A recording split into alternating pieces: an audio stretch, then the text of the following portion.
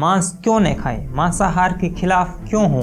एक कुत्ते का कोई नाप ले रहा है व्यक्ति इंची टेप से, तो हम अंदाज़ा लगा सकते हैं कि उसके लिए या तो नया स्वेटर बनने वाला है या नया कपड़ा बनने वाला है। और वहीं अगर कोई एक बकरे का नाप ले रहा है तो हमें अंदाज़ा लग जाएगा कि ये किस लिए उसका नाप लिया जा रहा है। हमारा जो संविधान है, भारत का संविधान है, वो हर किसी नागरिक को खाने, पहनने, ओढ़ने की आज़ादी देता है। जैसे ट्रिपल तलाक अभी हाल ही में उसको गैर कानूनी किया गया, तो आप ये नहीं कह सकते कि उसके 1 सेकंड पहले तक ट्रिपल तलाक बिल्कुल ठीक बात थी और एकदम सही था। तो लोग कहते हैं कि आप मुर्गे जब हम काटते हैं तब आपको दर्द होता है, बकरे काटते हैं जब आपको दर्द होता है, लेकिन पेड़ पौधों में भी जीवन होता है, तो जब पेड़ पौधों को काटा जाता है तब आपको दर्द क्यों नहीं होता।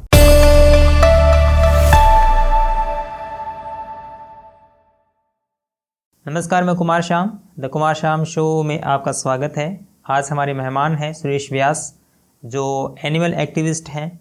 जानवरों पर हो रहे अत्याचारों को लेकर वो अवेयरनेस फैलाते हैं, मांसाहार के खिलाफ आवाज़ उठाते हैं। तो आज हम दरअसल इनसे बात करेंगे कि एक सामान्य व्यक्ति के पर्सपेक्टिव से कि मांसाहार के खिलाफ जो तर्क दिए जाते हैं और एक सामान्य व्यक्ति के जहन में उसको लेकर जो सवाल उठते हैं, उन तमाम बेसिक सवालों के जवाब हम सुरेश व्यास से जानना चाहेंगे। तो सुरेश भाई, आपका स्वागत है इस खास पेशकश में। नमस्कार, धन्यवाद बहुत बहुत।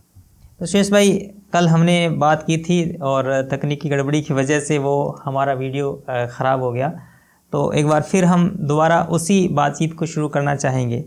तो दरअसल आपका पूरा जो काम है उसको जब मैंने आपके YouTube चैनल पर देखा, इंस्टाग्राम पर देखा, तो आपके सारे वीडियोस दरअसल विगनिज़म को लेकर है, पशुओं ऊपर जो अत्याचार हो रहे हैं उनको लेकर है, मांसाहार के खिलाफ है। तो कोई भी सामान्य व्यक्ति है वो यही कहेगा, आपसे सवाल पूछेगा कि आखिर हम मांस क्यों न खाएं, मांसाहार के खिलाफ क्यों हों। जी बिल्कुल, और मुझे लगता है मांसाहार के खिलाफ हमें उसी कारण से आज की तारीख में होना आवश्यक है जिस कारण से हम दूसरे जिनको हमने क्राइम बोल दिया है, जिनको हमने इलीगल कर दिया है, उन चीज़ों के खिलाफ हैं।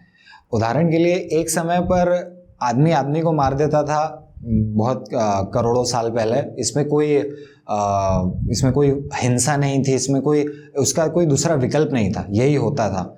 धीरे धीरे हमने सिविलाइजेशन स्थापित की और हमने चीज़ों को समझा, अपने आसपास की दुनिया को समझने लगे, और फिर हमें लगा कि नहीं यार, इंसान को आपस में नहीं मारना चाहिए।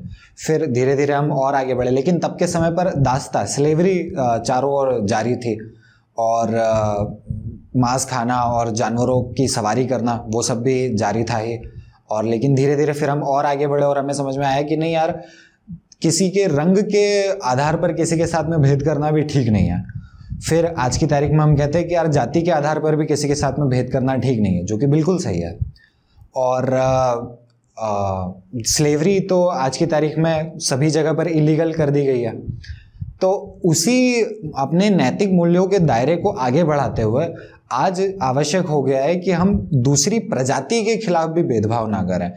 हम कुत्ते को नहीं मारते, कुत्ते को हम अपने घर में रख लेते हैं, बिल्ली को हम अपने घर में रख लेते हैं, लेकिन हम मुर्गियों को, बकरों को देखते ही इस नज़र से हैं कि हम उन्हें खाना खाने वाले हैं। अगर आप एक कुत्ते का कोई नाप ले रहा है व्यक्ति इंची टेप से, तो हम अंदाज़ा लगा सकते हैं कि उसके लिए या तो नया स्वेटर बनने वाला है या नया कपड़ा बनने वाला है। और वहीं अगर कोई एक बकरे का नाप ले रहा है तो हमें अंदाज़ा लग जाएगा कि ये किस लिए उसका नाप लिया जा रहा है। तो ये जो भेदभाव है, इसका कोई आधार नहीं है, केवल इसलिए क्योंकि बकरे की प्रजाति बकरा है और कुत्ते की प्रजाति कुत्ता है। तो जिस तरह रंग भेद और जाति भेद गलत है, ठीक उसी प्रकार से प्रजातिवाद, स्पीशीज़म की मानसिकता भी गलत है। और केवल इसलिए उनके साथ में भेदभाव करना क्योंकि वो एक दूसरी प्रजाति में पैदा हुए, तो उसमें उनकी कोई गलती नहीं। ये मूल रूप से जिन सिद्धांतों पर हमने अपना सिविलाइजेशन को खड़ा किया है, उनके विरुद्ध में।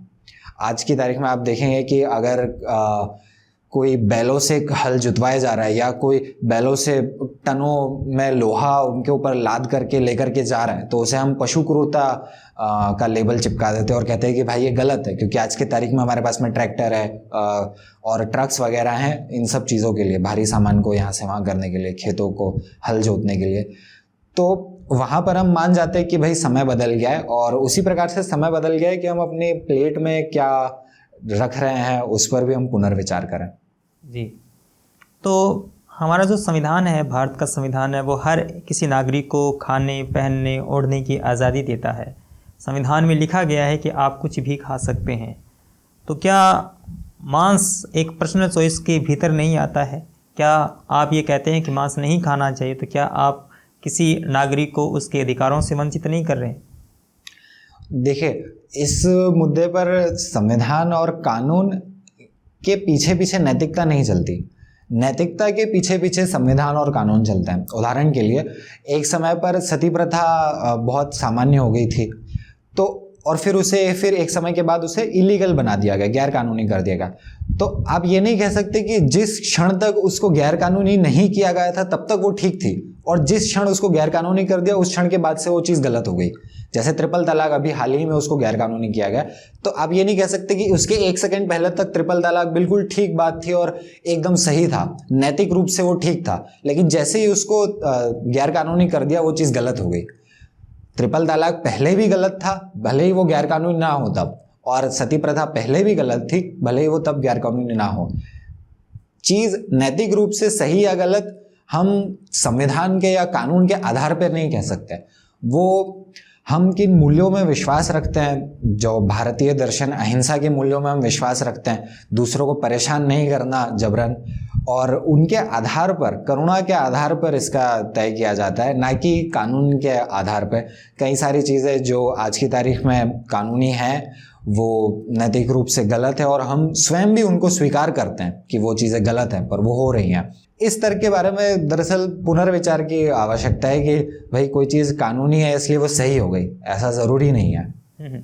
और ये भी कि संविधान बनाने वाले तो मनुष्य ही हैं, उसमें बिल्कुल। वो बकरों का, बैलों का वो प्रतिनिधिमंडल तो बैठा नहीं था जब आपने संविधान बनाया था। तो इसका ये भी हो सकता है कि संविधान हमारे द्वारा, हमारे लिए, और हमने ही बनाया। तो लेकिन एक तर्क और आता है मांसाहारियों की तरफ से सुरेश भाई, कि हमारे धर्म ग्रंथों में, शास्त्रों में मांसाहार का जिक्र आता है, हमारी संस्कृति में मांसाहार किया जाता है, तो हम क्यों न करें? जी, ये तो असल में भारत के भीतर ये तर्क देना बड़ा ही पेचीदा होगा, क्योंकि भारतीय दर्शन, बौद्ध धर्म, जैन धर्म और अद्वैत वेदांत को आप देख लीजिए, योग को देख लीजिए, वहाँ पर सभी में दूसरे जीवों पर करुणा करने पर और अहिंसा करने पर बहुत जोर दिया गया है। और मेरा खुद का जो ये सारा एक्टिविज़म है, जैसे आपने यूट्यूब चैनल, इंस्टाग्राम की बात की, जो मैं कॉलेजेस में जाता हूँ, लोगों से बात करता हूँ, इस सब की प्रेरणा मुझे वेदांत से ही आती है। और तो जब कोई कहता है कि यार धर्म ग्रंथों में लिखा हुआ है खाने का, वो मनुस्मृति का हो सकता है हवाला दे, तो मैं उससे कहूँगा कि भाई मनुस्मृति में मांस खाने का लिखा हुआ है, लेकिन उससे ज़्यादा जो केंद्रीय ग्रंथ है, उपनिषद हो गए, वेदांत जो है पूरा, और योग दर्शन जो है, उसमें अहिंसा पर और ज़्यादा जोर दिया गया है। तो इस दृष्टि से अहिंसा एक बहुत ही केंद्रीय मूल है भारतीय दर्शन का, केवल हिंदुइज्म नहीं, उसमें जैनिज्म में सबसे ज़्यादा चीज़ उभर कर के आती है।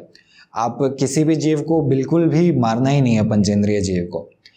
तो ये तर्क तो बिल्कुल वीगन होने की और शाकाहारी होने के पक्ष में है कि भाई हम चलो देखते हैं कि धर्म ग्रंथ क्या कहते हैं। अगर आप देखने जाएंगे तो आप शाकाहार के पक्ष में ही ज़्यादा तर्क पाएंगे। अच्छा, तो लोग कहते हैं कि आप मुर्गे जब हम काटते हैं तब आपको दर्द होता है, बकरे काटते हैं जब आपको दर्द होता है, लेकिन पेड़ पौधों में भी जीवन होता है, तो जब पेड़ पौधों को काटा जाता है तब आपको दर्द क्यों नहीं होता? पेड़ पौधों में बिल्कुल जीवन होता है, लेकिन उनमें सेंशियंस नहीं होती, अर्थात उनमें अच्छा बुरा और दुख दर्द और पीड़ा महसूस करने की कोई क्षमता नहीं है। ना ही उनमें कोई ब्रेन होता है और ना ही उनमें कोई पेन रिसेप्टर्स होते हैं, ना ही उनमें कोई तंत्रिका तंत्र, नर्वस सिस्टम भी नहीं होता। और इस सब के अभाव में वो कुछ भी महसूस ही नहीं कर सकते। आप एक पेड़ को उखाड़ देते तो उसे कभी पता ही नहीं चलता है कि वो उखड़ गया है, उसमें उस चेतना का स्तर बहुत निचला है। और इस विषय में लोग जगदीश चंद्र बोस के एक्सपेरिमेंट्स वगैरह देखने को बोलते हैं, तो फिर मैं उन्हें दोबारा से जगदीश चंद्र बोस के एक्सपेरिमेंट्स देखने को बोलता हूँ। उनसे केवल यही बातें सिद्ध होती है कि प्लांट्स स्टिमुलाई के प्रति रिस्पॉन्ड करते हैं, अर्थात उनको आपने हाथ लगाया, आप छुई के पौधे को हाथ लगाते तो वो सिकुड़ जाता है। इसका मतलब ये नहीं कि वो महसूस हुआ उसे, वो बस एक मशीन की तरह है। आपने बॉल दीवार की तरफ फेंकी तो टकरा करके बॉल वापस आ जाएगी। ठीक उसी तरह से प्लांट्स बायोलॉजिकल मशीन्स की तरह काम करते हैं। उनमें बहुत कॉम्प्लेक्स मशीन्स हैं, लेकिन उनमें कोई दर्द महसूस करने वगैरह की क्षमता होती नहीं है। और ये यदि कोई तर्क देता है तो फिर मैं उससे पूछूंगा कि मान लीजिए वो रोड पर गाड़ी चला रहा है और उसके सामने एक कुत्ता आ जाता है या कोई भी जानवर आ जाता है, और भले ही वो जानवर जिसको वो आमतौर पर खाता है, मान लो एक बकरा आ जाता है, तो भी वो उसे बचाने की तो कोशिश करेगा ही। लेकिन अगर वो बचाने की कोशिश करता है तो ठीक बाजू में दोनों तरफ घास उगी हुई है, तो क्या वो उस बकरे पर चढ़ा देगा ये सोच करके कि भाई घास पे मैं नहीं चढ़ाता हूँ, इतनी सारी घासों पर मैंने गाड़ी चढ़ा दी तो बेचारी घासों को कितना दर्द होगा? बिल्कुल नहीं, इस बारे में व्यक्ति सोचेगा ही नहीं और तुरंत मोड़ करके घास पे गाड़ी चढ़ा देगा बकरे को बचाने के लिए। लेकिन जब खाने की बात आती है तो हम इस तरह के तर्क लेकर आ जाते हैं। यहाँ पर मेरे प्रिय लेखक हैं सुशोभित, उनका एक आर्टिकल पढ़ रहा था तो उसमें एक उदाहरण आता है सुरेश भाई कि जब आप वनस्पति की यानी फलों की, इन वनस्पतियों की बात करते हैं, जब आप जीवों की बात करते हैं, तो आप एक एक्सपेरिमेंट करके देखना कि बच्चे को आप 2 चीज़ दीजिएगा, एक खरगोश दीजिएगा, एक दीजिएगा आम। अगर बच्चे ने आम के साथ खेलना शुरू कर दिया और खरगोश को खा गया तो मैं मान लूँगा कि आम और खरगोश एक ही बात है। बिल्कुल बिल्कुल ठीक। और यही हम चर्चा कर रहे हैं कि उन चीज़ों में हम दरअसल विश्वास करते ही हैं। अगर वही बातें, वही तर्क हम दूसरी चीज़ों पर लागू करने लग जाए तो हम उन्हें कतई नहीं मानेंगे कि नहीं भाई ऐसा तो ये तो गलत है। पर उन्हीं तर्कों को हम मांस पर और दूसरी जो क्रूरताएं हम जानवरों के साथ में करते हैं, टेस्टिंग हो गई उनकी, या उन्हें बंदी बनाना हो गया, ज़बरदस्ती पैदा करवा के बेचना हो गया, उन सब पर हम इन्हीं तर्कों को लगाते हैं। लेकिन फिर भी मांसाहारी तो देखिए, मांसाहारी अपनी तरफ से अपने डिफेंस में तर्क देता ही है। एक तर्क और आता है, उस पर हम चर्चा करना चाहेंगे कि मनुष्य मतलब अपनी क्षमताओं में जो जानवर हैं उनको बचा सकते हैं, लेकिन जब हम सांस लेते हैं तो भी हम न जाने कितने ही जीव ग्रहण करते हैं, चलते फिरते भी न जाने हम कितनी ही चींटियों को मार डालते हैं। तो क्या ये पाप नहीं है? बिल्कुल, हम चलते फिरते चींटियों को मार देते हैं और सांस लेने पर भी बैक्टीरिया वगैरह मरते ही होंगे। हमारी चमड़ी पर भी न जाने कितने प्रकार के जीव जंतु मौजूद है, सूक्ष्म, जो हमें नंगी आंखों से दिखाई नहीं देते। अब यहाँ पर फिर एक और हम उदाहरण लेते हैं। मान लीजिए एक बंदा एक बहुत ही ज़्यादा पोल्यूशन करने वाली कार चला रहा है, बिल्कुल उससे काला धुआं निकल रहा है, उसके आसपास कोई व्यक्ति चलना पसंद नहीं कर रहा क्योंकि इतना ज़्यादा उससे धुआं निकल रहा है। उसे ट्रैफिक पुलिस वाला रोकता है और कहता है भाई ये इतनी पुरानी और इतनी प्रदूषण फैलाने वाली कार क्यों चला रहे हो? तो वो कहता है भाई मुझे कुछ भी मत बोलो, मैं जो ये कार चला रहा हूँ ये बात बिल्कुल ठीक है। और फिर वो इशारा करता है दूसरी गाड़ियों की तरफ, वो कहता है ये लोग भी तो पेट्रोल बर्न कर रहे हैं, इनसे भी तो फॉसिल फ्यूल्स हमें धरती से निकालना पड़ रहा है और फिर ही तो इनकी गाड़ियों में डल रहे हैं। फिर वो गाड़ियों की तरफ इशारा करता है, 2 पहिया वाहनों की तरफ, बोलते ये कारों से कम करते पर करते तो ये भी हैं। फिर वो साइकिलों की तरफ इशारा करता है और कहता है भाई इनको देखो, ये साइकिल चला रहे, चलो ठीक है फॉसिल फ्यूल्स का इस्तेमाल नहीं कर रहे, लेकिन ये लोहा जो साइकिल में लगा है, ये जो रबर साइकिल में लगा है, ये सब कहाँ से आ रहा है? ये सब पृथ्वी को तबाह करके ही तो आ रहा है। तो इसलिए ये लोग परफेक्ट नहीं हो सकते, इसलिए कृपया कर आप मुझे भी मत बोलो, मुझे ये कार चलाते रहने दो पोल्यूशन वाली। इस तर्क में आप किसी से भी पूछेंगे तो उसका जवाब यही होगा कि भाई ये जो कार वाला है ये बात जो कर रहा है वो ठीक नहीं है। लेकिन यही बात हमें लग रहा है कि मांसाहार के पक्ष में ठीक है। दरअसल ये जो तर्क है ये एक लॉजिकल फैलेसी है जिसको निर्वाणा फैलेसी कहते हैं, जो ये कहती है कि भाई जब तक कोई सोल्यूशन एकदम परफेक्ट नहीं हो जाता तब तक मैं बात मानूंगा ही नहीं। जब तक मुझे एकदम 100% परफेक्ट सोल्यूशन नहीं ला के देते तब तक जो मैं कर सकता हूँ वो भी मैं नहीं करने वाला हूँ। और एक और दरअसल इसमें बात मैं भूल गया कि पौधों की जब हम बात करते हैं तो जिन जानवरों को हम पैदा करवाते हैं जबरन, उनको बड़ा करते हैं, उनको मार करके खाते हैं, वो जानवर क्या खाते हैं? वो जानवर भी तो पौधे ही खाते हैं। 1 किलो मटन के लिए आपको 15 किलो पौधे उसको खिलाना पड़ते हैं, 1 किलो चिकन के मांस के लिए आपको 3 किलो उसको फीड खिलाना पड़ती है। और ये सब पौधे कहाँ से आ रहे हैं? ये सब उगा करके आ रहे हैं। तो यदि हम कम हिंसा करने की बात करें, देखिए हिंसा शून्य तो कभी नहीं हो सकती, पर जितनी कम हम कर सकते हैं उतनी कम करने की बात करें तो शाकाहार मांसाहार से ज़्यादा ठीक है। जी।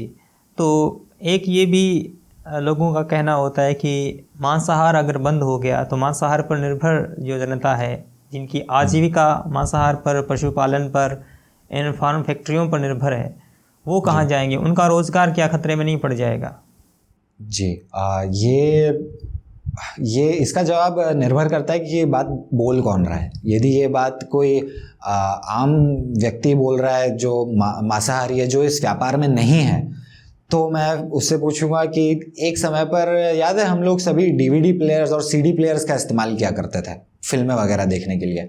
आज के समय पर वो दिखाई नहीं देता है। आज के समय ओटीटी प्लेटफॉर्म्स है अपने पास में, मोबाइल हो गया, इंटरनेट हो गया, सब वही इस्तेमाल करता है। तो क्या कभी किसी ने इस बारे में सोचा कि वो सीडी प्लेयर्स वाले, डीवीडी प्लेयर्स की दुकानों पे काम करने वाले वो लोग कहाँ गए? बिल्कुल नहीं सोचा। हमने चुपचाप चेंज कर लिया क्योंकि हमारी सुविधा यहाँ पर हमें ज़्यादा दिखी। तो ये तर्क दरअसल मांसाहारी उस व्यक्ति को कोई खास चिंता वगैरह नहीं है, वो केवल एक डिफेंस मैकेनिज्म है। तो यहाँ तो मैं मांसाहारी व्यक्ति से तो यही कहूँगा, लेकिन अगर कोई इस व्यापार में है और वो कहता है कि भाई मेरा क्या होगा, तो मैं उसकी बात को बिल्कुल गंभीरता से लूँगा। और ये असल में एक जटिल मुद्दा है। ये इस बारे में मैं हवाई में ये बातें नहीं कहूँगा कि यार तुम तो सब शाकाहारी बन जाओ और जो होना होगा अपने आप हो जाएगा, सब भगवान देख लेगा, या सब सिस्टम सप्लाई डिमांड का अपने आप बदल जाएगा। ऐसा नहीं है। हमें सरकार से इस विषय में पॉलिसीज़ के रूप में मदद चाहिए होगी।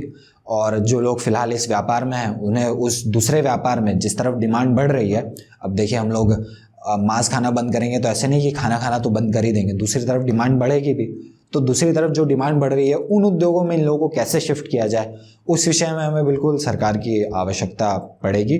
और जो फिलहाल तो हालांकि सरकार दूसरी दिशा में ही जा रही है, वो मांस उद्योग वाले, दूध उद्योग वाले और जो इस तरह के उद्योग है जिनमें जानवरों पर क्रूरता होती है, उनको ज़्यादा सब्सिडी देती है। और जो दूसरी ओर मॉक मीट्स वगैरह जो फेक प्लांट से बने हुए, सोयाबीन से बने हुए मीट्स हैं, उनको टैक्स देना पड़ रहा है ज़्यादा, उनको तरह तरह के टैक्स देना पड़ रहा है और किसी प्रकार की उनको कोई सब्सिडी नहीं है। तो ये सिस्टम को बदलने की ज़रूरत है और ये धीरे धीरे ही होगा और एकदम से इसका सीधा जवाब नहीं है। जटिल मुद्दा है, सबको सब दिशाओं से इसमें काम करना होगा, लेकिन इसमें मेहनत लगेगी। इसका अर्थ ये बिल्कुल नहीं है कि इसको किया नहीं जाना चाहिए, क्योंकि अगर इसको नहीं किया तो आज की तारीख में मांस खाना पेड़ों के कटने के सबसे बड़े कारणों में आता है वैश्विक स्तर पर, और मांस खाना क्लाइमेट चेंज के भी बड़े से बड़े कारणों में आ रहा है। तो अगर हमने इस चीज़ को नहीं बदला, इस पर बदलने पर काम शुरू नहीं किया, तो आगे चल के 2050 तक रिपोर्ट्स कहती है कि जो खेती हो रही है उसमें ही 25 से 30%, 50% तक उपज कम हो जाएगी। यानी जितना व्यक्ति अभी कमा रहा है उससे आधे तक कमाने लगेगा। तो अगर हमने इस सिस्टम को नहीं बदला तो आगे चल के नुकसान हमारे ही किसानों का होने वाला है, हम ही लोगों का होने वाला है। तो बदलना ज़रूरी है और सबको इसमें मेहनत करना होगी। तो सुरेश भाई, ये भी कह सकते हैं कि ये जो फूड चेन है, खाद्य श्रृंखला है, उसमें हर कोई है, हर कोई जीव है, चाहे वो सामाजिक हो, चाहे वो वन से संबंधित हो, वो एक दूसरे पर निर्भर है। जैसे शेर किसी दूसरे जानवर को खा के गुजारा करता है, वो जानवर है वो घास फूस खाता है। तो अगर मनुष्य इस फूड चेन से बाहर हो जाता है तो क्या ये जो एक पारिस्थितिक तंत्र है ये क्या चलता रहेगा? फूड चेन बाधित नहीं होगी क्या अगर मांसाहार मनुष्य नहीं करेगा? हाँ, और इसी की तर्ज पर एक और तर्क दिया जाता है कि भाई हमारे लिए ही तो ये बनाए गए हैं सारे, भगवान ने, अल्लाह ने ये हमारे लिए ही यहाँ पर भेजे हैं सारे जीव, और हमारे खाने के लिए, हमारे पोषण के लिए भेजे हैं। तो उनको जो जवाब मैं देता हूँ वही फूड चेन वाला भी जवाब है कि भाई जो जीव भगवान ने, जो जानवर बनाए थे उन्हें तो हम कब के खा गए। अब जो जानवर हमें दिख रहे हैं वो हमने बनाए। कहने का मतलब ये कि फूड चेन जंगल में होती है जहाँ जानवर प्राकृतिक रूप से पैदा होते हैं और उनके पास में उस प्रेडेटर से बचने का भी एक उपाय होता है। वो भाग सकते हो, कहीं पर छुप सकते, चल सकते हैं। जिन जानवरों की हम बात कर रहे हैं, मुर्गों की, बकरों की, उन्हें हम ही आर्टिफिशियली पैदा कर रहे हैं। कृत्रिम रूप से उन्हें हम मुर्गे का वीर्य निकालते हैं, मुर्गी में डालते हैं। हम बकरे का वीर्य निकालते हैं, बकरी में डालते हैं। हम सांड का वीर्य निकालते हैं और गाय में, भैंस में डालते हैं। फिर उनको बड़ा करते हैं, खुद ही उनको खिलाते हैं। एक बड़े से फैक्ट्री में, बड़े से शेड में हज़ारों, दसियों हज़ारों मुर्गों को हम ठूस देते हैं और उनको, अब इतने सारे मुर्गे एक ही जगह पर होंगे तो जाहिर सी बात है बीमारियों के फैलने का खतरा बहुत ज़्यादा होगा, इसलिए हम उनको दवाइयाँ देते हैं, एंटीबायोटिक्स देते हैं लगातार ताकि बीमार ना हो। इस तरीके से हम उनको बड़ा करते हैं और फिर उनको मार के खा जाते हैं। इस चीज़ का, इस सब का फूड चेन से कहीं तक कोई संबंध ही नहीं है। ये जो हम कर रहे हैं फैक्ट्री फार्म्स, इस तरह के बड़े स्तर पर इनको पैदा करना ज़बरदस्ती और बेसिकली उगाना इन जानवरों को, फूड चेन से इसका कोई संबंध नहीं है और ये पूरी तरीके से कृत्रिम है सिस्टम। तो अगर ये बंद हो जाता है तो असल में जो फूड चेन है और असल में जो पूरा पर्यावरण है उसको लाभ ही होगा। और दरअसल एक और बात मैं आपको बताना चाहता हूँ कि हमने यहाँ पर अभी जितनी भी बात की है वो करुणा के परिप्रेक्ष्य में की है कि करुणा जानवरों पर हमें दिखानी चाहिए और अपने नैतिक मूल्यों के दायरे को बढ़ाना चाहिए और उसमें फिर दूसरी प्रजातियों को भी इंक्लूड करना चाहिए। लेकिन इसका एक दूसरा पक्ष भी है। यदि हम केवल पर्यावरण की बात करें, कोई उसमें करुणा की बात नहीं, कोई उसमें स्वास्थ्य की बात नहीं, केवल पर्यावरण की दृष्टि से भी शाकाहार मांसाहार से ज़्यादा अच्छा है। लेटेस्ट साइंटिफिक स्टडीज़ एक के बाद एक इकट्ठा होती जा रही हैं और वो यही बता रही हैं कि मांसाहार छोड़ करके यदि पूरी दुनिया मांस का त्याग कर देती है तो ये पर्यावरण के लिए एक बहुत बड़ी खुशखबरी होगी। और पर्यावरण का तो ये एंगल है ही, इसके अलावा हेल्थ का यदि हम एंगल देखें, स्वास्थ्य का, मनुष्यों के स्वास्थ्य का, तो हार्ट डिजीज़, डायबिटीज़ वगैरह जो पूरे विश्व में बढ़ती जा रही है, कैंसर जो अलग अलग तरह के पूरे विश्व में बढ़ते जा रहे हैं, तो एक प्लांट फॉरवर्ड डाइट जिसमें अधिकतर आप आपकी ज़रूरतें प्लांट से ही लेते हो, आप प्रोटीन, कैल्शियम वगैरह अधिकतर आप केवल और केवल प्लांट्स ही कंज्यूम करते हो, ऐसी डाइट, मेडिटेरेनियन डाइट और जो वीगन डाइट है वो इंसानों के स्वास्थ्य के लिए भी बहुत ज़्यादा लाभदायी है। एक के बाद एक स्टडीज़ इसी दिशा में इशारा कर रही है। अभी हम डिबेट कर लेंगे, आपस में लड़ाई कर लेंगे, लेकिन आज से 10, 15, 20 साल बाद इंटरनेट के माध्यम से बहुत जल्दी जानकारी फैलती है। आज से कुछ दशकों बाद जब हम पलट करके देखेंगे तो आने वाली पीढ़ियां हंसने वाली हैं कि भाई हमारे सामने था एविडेंस सारा अपने स्वास्थ्य को सुधारने के लिए, पृथ्वी के स्वास्थ्य को सुधारने के लिए, इतने सारे पशु पक्षियों को बचाने के लिए, लेकिन हम आपस में बहस ही करते रह गए और हमने तथ्यों की तरफ देखा नहीं। तो अगर हम मांसाहार बंद ही कर देते हैं, अगर कोई मनुष्य, दुनिया मान लो 100% मांसाहार बंद हो गया, तो ये मुर्गे जितने भी ये जानवर खाए जाते हैं उनकी संख्या फिर पृथ्वी पर कहाँ समाएगी, कहाँ रहेंगे ये सारे?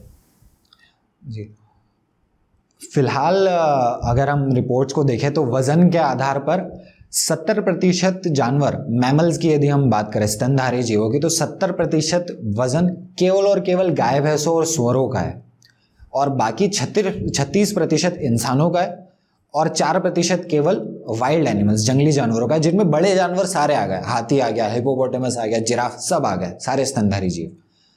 अब आप सोचिए कि हम इंसानों की जनसंख्या की वृद्धि की बात करते हैं कि इंसानों की जनसंख्या भाई इतनी बढ़ गई है, वो 36% है उनका वजन और 70% केवल गाय, भैंसों और सूअरों का है। इसी प्रकार यदि हम पक्षियों की बात करें तो भी 70% केवल पोल्ट्री है, जिसमें मुख्य रूप से चिकन्स है और फिर उसके बाद में बतख और टर्की वगैरह है। तो हमने इन जानवरों को इतनी ज़्यादा संख्या में पैदा कर करके इनकी जनसंख्या इतनी ज़्यादा बढ़ाई है, तो ऐसा बिल्कुल नहीं होने वाला है कि अगर हमने इनको खाना बंद कर दिया तो इनकी जनसंख्या बढ़ जाएगी। होगा असल में इसका उल्टा, हम अगर इनको खाना बंद कर देंगे तो इनकी जनसंख्या असल में कम हो जाएगी। आज की तारीख में हम 8 अरब हैं, लेकिन हम 80 अरब जानवरों को हर साल पैदा करते हैं, बड़ा करते हैं और उन्हें मारकर खा जाते हैं। अगर हम इन्हें खाना बंद कर देंगे तो जाहिर सी बात है, जिस तरह से किसी सब्जी की डिमांड कम होती है तो व्यापारी, जो फार्मर है, किसान, वो उसे उगाना ही कम कर देगा। ठीक उसी प्रकार से जब मांस की डिमांड कम होगी तो इतनी ज़्यादा स्तर पर जो ये जानवर पैदा हो रहे हैं इन्हें लोग पैदा करवाना ही बंद कर देंगे। तो जानवरों की संख्या असल में कम होने वाली है अगर हमने मांस खाना बंद कर दिया तो। लेकिन ये भी कहा जाता है कि अगर पोषण की बात करें तो मांसाहार से जो पोषण, जो कैलोरी मिलती है, वो अन्य जो आपकी वनस्पतियों से प्राप्त जो प्रोडक्ट्स हैं उनसे कैसे मिल पाएगी? ये न्यूट्रिशन की जहाँ तक बात है, हमारे भारत में आप देखिए कि सबसे ज़्यादा, भारत की केवल बात करें तो सबसे ज़्यादा खिलाड़ी कहाँ से पैदा होते हैं? हरियाणा और पंजाब से। सबसे ज़्यादा ओलंपिक में जाते हैं और एथलीट्स वगैरह इन्हीं क्षेत्रों से निकलते हैं और ये क्षेत्र में 70% 80% लोग शाकाहारी हैं।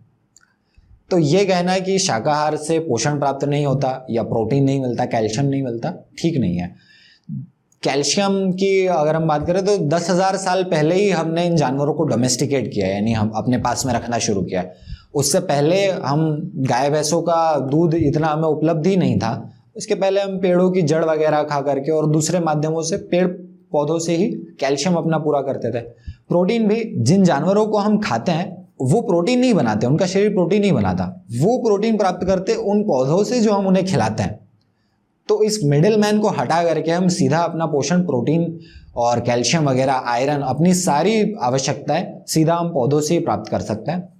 जहाँ तक इनकम्प्लीट और कंप्लीट प्रोटीन वगैरह की बात है और कैल्शियम कम होने की या उसकी एब्जॉर्बिलिटी, डाइजेस्टिबिलिटी प्रोटीन की कम होने की बात है, ये सब भ्रामक, ये सब मिथ्याएं हैं और इन सब बातों में कोई सच नहीं है। थोड़ा सा व्यक्ति यदि ईमानदारी से इस बारे में लेटेस्ट साइंटिफिक रिसर्च देखेगा तो उसे पता चलेगा कि बहुत ही आसानी से शाकाहारी भोजन से अपनी सारी आवश्यकताएं पूरी की जा सकती हैं, विटामिन B12 को छोड़ करके। विटामिन B12 केवल पशुओं से मिलने वाले पदार्थों में ही प्राप्त होता है। अब इस पर मैं अपने चैनल पर एक पूरा विस्तार से वीडियो बना चुका हूँ कि इसकी कहानी क्या है, शुरू से यहाँ तक क्या इसकी बात है। लेकिन अभी फ़िलहाल की स्थिति जो है वो ये है कि विटामिन B12 हमको केवल पशु पदार्थों से ही मिलता है, और अगर आप शाकाहारी हैं और यदि आप वीगन हैं खासकर, तो आपको विटामिन B12 का सप्लीमेंट लेना चाहिए। और इस बारे में भी लेकिन एक और मज़ेदार स्टेटिस्टिक है कि भारत में 75% से ज़्यादा लोगों में विटामिन B12 पर्याप्त मात्रा में नहीं है उनके शरीर में, और शाकाहारी कितने लोग हैं? केवल 30%। तो इससे ये पता चल रहा है कि जो हम मांस वगैरह से B12 प्राप्त कर रहे हैं वो भी हम सही से एब्जॉर्ब नहीं कर पा रहे हैं। तो देखा जाए तो चाहे वो व्यक्ति मांसाहारी हो, चाहे वो शाकाहारी हो, चाहे वो वीगन हो, उसको विटामिन B12 का सप्लीमेंट तो लेना ही चाहिए। अगर उसको इस बात को सुनिश्चित करना है कि भाई मुझे B12 की कमी होगी ही नहीं, तो B12 का सप्लीमेंट मुझे लगता है सभी को लेना चाहिए। और जहाँ तक दूसरे न्यूट्रिएंट्स की बात है तो वो आसानी से हम पौधों से भी प्राप्त कर सकते हैं। तो सुरेश भाई, मोटा मोटी जो एक मांसाहारी के दिमाग में एक जो उसके तर्क हैं, उसके जो प्रश्न हैं, उनके आपने एक एक करके बड़े ही सिलसिलेवार तरीके से जवाब दिए हैं। और मुझे उम्मीद है कि यह जो हमारा इंटरव्यू है ये मतलब स्पष्ट रूप से उन लोगों के लिए कारगर होगा जो दरअसल मांसाहार की तरफ प्रवृत्त हो चुके हैं और वो चाहते हैं कि उनके सवालों की जवाब मिले। तो यह जो हमारा ये इंटरव्यू है, हमारा जो ये बातचीत का ये वीडियो है, वो उनके लिए वास्तव में कारगर साबित होगा। और मुझे उम्मीद है कि लोग इसको देखेंगे और इस बात को समझेंगे। लेकिन इंटरव्यू शुरू होने से पहले आपने एक हाथी का जिक्र किया था, वो क्या बात थी, आप बताइए ज़रा। हाँ, और आमतौर पे जब लोग मेरे चैनल वगैरह के बारे में, मेरे काम के बारे में देखते हैं तो उनको लगता है मैं बस कोई ब्राह्मणवादी हूँ या और इस प्रकार से बस मुसलमानों पर या लोगों पर ही बेसिकली जो मांस खाते हैं उन पर हमला कर रहा हूँ और उन पर अपनी आइडियोलॉजी थोप रहा हूँ। ऐसा नहीं है। मैं और जो बाकी के सारे वीगन एक्टिविस्ट हैं, एनिमल राइट्स एक्टिविस्ट हैं, वो भी सभी प्रकार की पशु क्रूरताओं के खिलाफ है। हाल ही में हमने जो लाइव स्टॉक एक्सपोर्ट बिल था, जिसमें जिंदा जानवरों को एक देश से दूसरे देश में एक्सपोर्ट करने की बात की गई थी, उसका विरोध किया था सबने मिलकर के, और उसको फिर सरकार को वापस लेना पड़ा था। और इसी प्रकार से फ़िलहाल हम लोग इंदौर के ज़ू में एक हाथी है जो बचपन से वहीं पर रहा है और उसकी हालत इतनी ज़्यादा ख़राब हो चुकी है कि उसे आप थोड़ी देर देखेंगे, 1 मिनट, और कोई भी व्यक्ति बता देगा कि वो मानसिक रूप से पागल हो रहा है। उसको जो बीमारी हो रही है उसका नाम है ज़ूकोसिस, जो तब होती है जब एक जगह पर कोई भी जानवर कैद हो जाता है और धीरे धीरे उसकी मानसिक हालत बिगड़ने लगती है। तो फिलहाल हम मांग कर रहे हैं अथॉरिटीज़ से, और ऑनलाइन कैंपेन चला रहे हैं, ऑफलाइन कैंपेन चला रहे हैं। पीटा इंडिया इसमें हमारे साथ है, फियापो हमारे साथ है, और लोकल एक्टिविस्ट हैं इंदौर के। हम सब मिलकर के ये मांग उठा रहे हैं कि उस हाथी को वहाँ चिड़ियाघर से। बूढ़ा हो चुका है वो, हम चाहते हैं उसके जीवन के आखिरी कुछ साल वो एक ऐसी वाइल्ड लाइफ सेंचुरी में बिताए जहाँ पर उसके मानसिक स्वास्थ्य का भी ख्याल रखा जाए और उसको थोड़ा दूसरे हाथियों की भी कंपनी मिले, अकेला ना रहे वो। और तो ये फिलहाल लड़ाई हमारी चल रही है।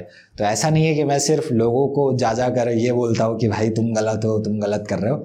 सभी प्रकार की पशु क्रूरताओं के खिलाफ आवाज़ उठाते हैं। इसमें ना ही कोई धर्म का भी कोई मुद्दा नहीं है।